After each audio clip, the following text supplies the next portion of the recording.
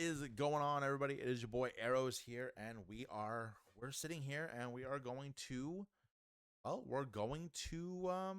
talk about rotation, and we're going to talk about what I feel the color combinations are going to tier for rotation. So we're going to talk about like the color combinations in general, what they lost, what they're getting, and how they're going to work. So a lot of these color combinations have themes to them. Like, for example, Amethyst Amber has madrigals, which honestly I think are going to be really strong in a format where there's not a lot of generic spot removal. Like, along came Zeus and Strength of a Raging Fire and Dragonfire and Be Prepared. So I'm really excited to do this. We're going to get into it like right away. We have all the color combinations here, and it's going to be awesome. I'm excited. We're going to start with Amber Amethyst. Amber Amethyst I think, is one of the more underrated color combinations coming into Fabled. I mean, it's never really been a huge contender for anything. You see like niche Amber Amethyst aggro builds with like the 1-drop Lilo, the 1-drop Maleficent, and a bunch of like 2-cost questers, which is pretty cool. But I think what's going to help this deck out is going to be Madrigals. Madrigals, I think, are one of the deck archetypes that are vastly improved by a meta that does not have Brawl, does not have Dragonfire, does not have Be Prepared, it does not have then along came Zeus, that does not have Grab Your Sword, doesn't have all these cards. So, in my opinion, we are going to put this as Rogue. I'm in between Rogue and Can Compete. I think Madrigals can compete, but I think depending on how much Madrigal's biggest issue has always been steal. I think depending on how much steal is in the format is going to depend on how well Madrigals do. So I'm gonna put them in Rogue, but with a little asterisk. If there's not a lot of like steal like variants in your meta, Madrigals can definitely be like can compete. Amber Emerald, I think, is definitely going to be top tier. The aggro build is going to be top tier. The discard build is pretty much dead.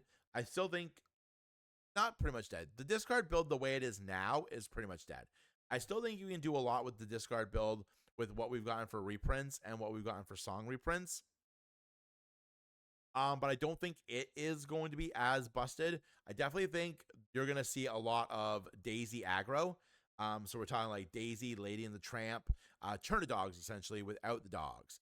I definitely feel like that is going to be where this goes, because there is like literally nothing, pretty much nothing, that is going to be able to stop this from accelerating. Yes, we have little Sisu, and yes, the early turns of Fire the Cannons can do some really good damage here, but this deck is going to be really good. I think it's going to add in some songs that are going to help it advance, make it really strong going forward. I think this is one of the top tier decks to come in. Amber Ruby is interesting because we have Racers, which top 8'd a set championships before rotation. Doesn't really lose anything to rotation. But I think where you're going to see this be really good. Oh, not there. I'm going to put it in Can Compete. I think we're going to see this be really good is with Power Sharks, as it's being called. I do think Emerald Ruby is the like top tier color for Power Sharks. I definitely think Amber Ruby can compete. We have World's Greatest Criminal Mind. We have It Means No Worries. We have Be King Undisputed. We have Be Our Guest if you want to cycle for cards. We have Circle of Life. We have a ton of really good options. We have a lot of really good characters that you can run with this. You can play Peppa Madrigal in this. When a character sing a song, you gain a lore. You can play Alan Adale in this. When you play a song, you gain a lore. So there's a ton of really cool things that you can do. You have Ariel to give them evasive when you play a song. I think it can compete. Is it going to be the top tier version of Powerline? Definitely not. That is 100% going to be Ruby Emerald, and so we can even just put this in here and talk about this right now.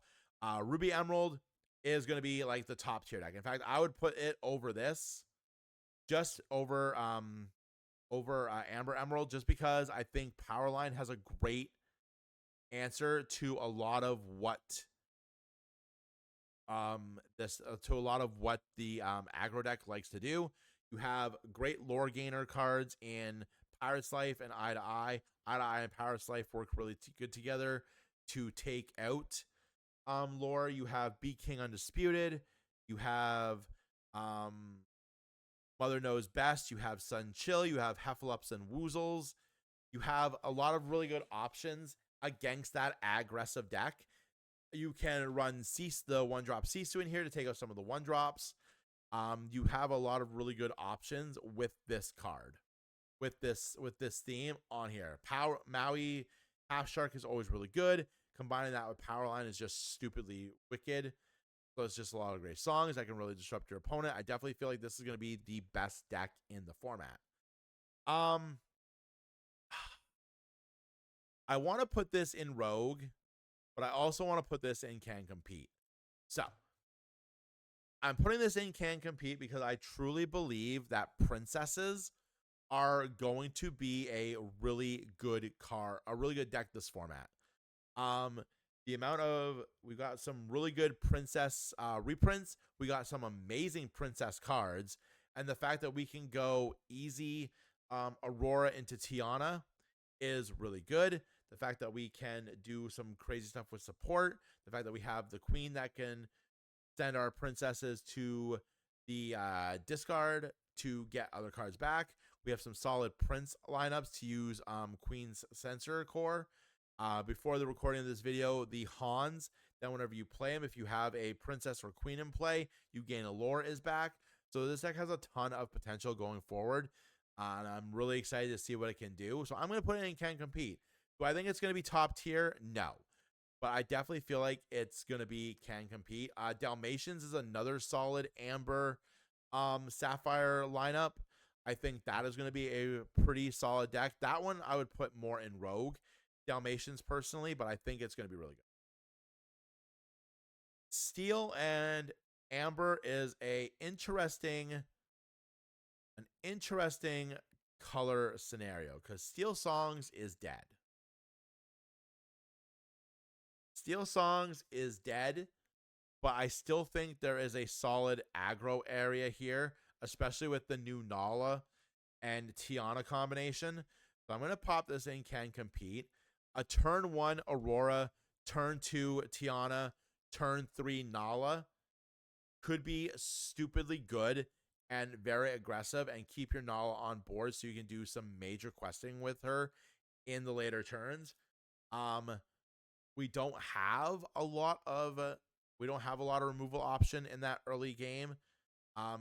Strength of a Raging Fire is there. We have healing options, but we have healing options. We have Julieta Madrigal. We have the Pluto, the 5 cost that heals item, that heals damage. That could be really good with Nala to make sure you're constantly getting that 3 lore off of it. I think this could be really good. I think these two decks, I think specifically this deck will just gain lore faster. You can run Under the Sea in this deck. You can run he hurled his Thunderbolts. You can run a lot of different options here. This is just really good at keeping threats off the board. Mother Knows Best doesn't care if your Nala has resist 1. She's just gone. Mother Knows Best doesn't care if your Tiana is making it so you do 3 less damage. It's just gone. I think this has a ton of potential, but I don't think it's going to be able to compete with these top 2. Emerald and Amethyst is, honestly, in my opinion, Evasives is going to be the way you're going to want to build this. I definitely think it's going to be top tier. Evasive, that Dumbo, being able to give all of your evasives the ability to tap and quest for 1 is really, really good. I think there is a ton of potential here for that too. Also for that, you can go back to this as well. Evasives could be really strong in here too, but I think this is the evasive color that you want. Being able to tap your characters. There's a ton of songs in here that give evasive. There's a ton of characters in here that can give evasive. I think this is going to be really good. I think we are definitely into an aggressive evasive format post Fabled. I definitely think these three are going to be the top of that. I would put this in can compete. Again, the same thing that you say about evasives here, you can say about evasives down here. But I just feel like this has better synergy with each other for an evasive build than this does. You can also make a play for the purple, the dual ink cards that deal damage to you to draw cards. And everybody has a weakness. Actually, I think I'd put that in Rogue. I think I'd put this version in Rogue.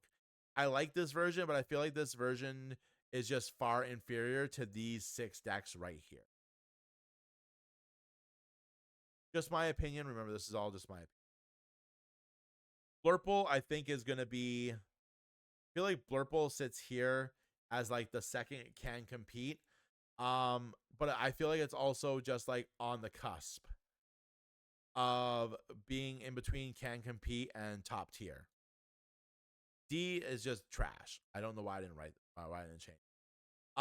Blurple loses the Fox package, yes, but it gains a lot in return. It gains that new Ursula that lets you tap it, that lets you exert a character to deal to play a song. So you can tap something and into the unknown it out of existence. We have dig a little deeper to dig in for cards. We have 4 dozen eggs to give ourselves resist, something that Blurple didn't really use before because there's no point in it. Hades has been reprinted. Elsa's been reprinted. Bell has been reprinted. There's still a lot of upside to this color combination. And if I had an extra spot, I would literally put it on the cusp of top tier. Steel, I feel like the same thing. I feel like Steel Amethyst is really well positioned for a lot of the same reasons that Blurple is really well positioned. Yes, we lost Foxes and Mims, but we're getting a lot of really good stuff in the new Lilo. The Jasmine that gives evasive. Robin Hood has been reprinted. You can run Robin Hood in this now if you really wanted to. There's a ton of upside to this deck right now. But again, I don't think it's better than these 3 up here. This is also a very tough color combination because I think it's lost a lot of its luster. We don't have Muses, we don't have Paw, we don't have Ice Block, we don't have a lot of the really good ramping songs that made it really good. We have Inventors, which still does a lot of good stuff, so I'm going to put it into for fun. I feel like it's, and again, I could be wrong, but I feel like with every other color combination, this is probably the weak. This I'm gonna put in Rogue. Amber, Steel Emerald. I think Pirates. When I think Steel Emerald now, I think Pirates. I think Pirates has a ton of upside. I think Pirates got a lot of good stuff. Didn't lose anything. We got the John Silver back for locations. We got the John Silver back that gives things reckless when he plays or when he quests. We still have a solid mass damage doer in Maui. The Dual Link. And we can still do some stuff with our prepare to board, which lets us take out banished characters. Which lets us banish characters with damage. I think Pirates is going to be a really solid rogue deck. You can also make a statement for just like evasive and resist in this as well. Being able to give like the Nala evasive and have request for like 3 is pretty good. But I feel like again on the rogue list, this is probably going to be like right at the bottom. Yeah. No. This is an interesting color combination because honestly, I feel like it's rogue right now, but with all the item manipulation we have for this color combination, I think it could see, sorry, not rogue, for fun games. I think it could be moved up here. We have so many cards now, dual inks, regular color combinations of blue that do stuff with items. Yes, we lost some of our best items, but I think that might give those other smaller items a real good chance to shine. I feel like challenge comes up in here in can compete. Maybe probably above all of this. Challenge is a deck that didn't really lose a lot, but gained quite a bit. So challenge decks now have access to the Lilo that gives everything Challenger +2, which works really well with the Stitch from Reign of Jafar, the 4/3 that when it banishes a character and a challenge, you get to draw a card to gain a lore. That Lilo also works really well with Calhoun, giving her Challenger 2 with a resist 1, just really good. I think challenge is positioned really well in this format. I think these decks make it a little bit harder because to hit evasives, you have to really rely on your non-inkables. I think these three are. I think these three set at the top tier, but I definitely think challenge, like these four, like these three, I guess I should say, challenge. They're like on the cusp of being top tier to can compete with the top tier. And then blue steel. I honestly, this is gonna sound like a very like way out there opinion, but I think blue steel sits at the very end of the top tier list with the allies. Blue blue uh blue steel allies is gonna be really good. We got a ton of good support in reprints of allies that have support, which can bolster Scar. Scar himself is just a phenomenal card for this deck, giving all of your allies +1 and getting rid of some of your boosted allies to draw cards is amazing. I think Sapphire Steel Allies sits at the end of the top tier list because it's just really good. You can still give a ton of resist to things to keep them on the field longer until you're ready to do stuff with Scar. Um, Lilo is also really good in here to clear off threats. With support as well, like Chichas. If you want to double ink, you run Chichas. We still technically have um additional inking options for this. I think this deck is really good. Winnie the Pooh. I'm really excited to see what the new Pooh does in here. Same thing with here. The new Pooh over ink since we don't have Fishbone Quill anymore. I think that is going to be really good. And I don't think any deck is color combination is trash this format, which is what D should have been. D should have been trash. We're changing at the end. I don't think any deck is trash. I don't think any color combination is trash. I think there is positive upsides to every color combination here, but I definitely think these four are going to be like the top of the mountain with Powerline, Aggro, Evasives, Allies. I think these four colors are going to be really good. This is a weaker Powerline build, but there's also Racers in it as well, which could be really good. Blurple is always going to be in here, especially now. Actually, you know what? No, I think I'm going to put Blurple up here because one of Blurple's biggest weaknesses was Steel Song. That is not a thing anymore. So I feel like with Steel Song not being a thing, I feel like you can put Blurple back in the top tier.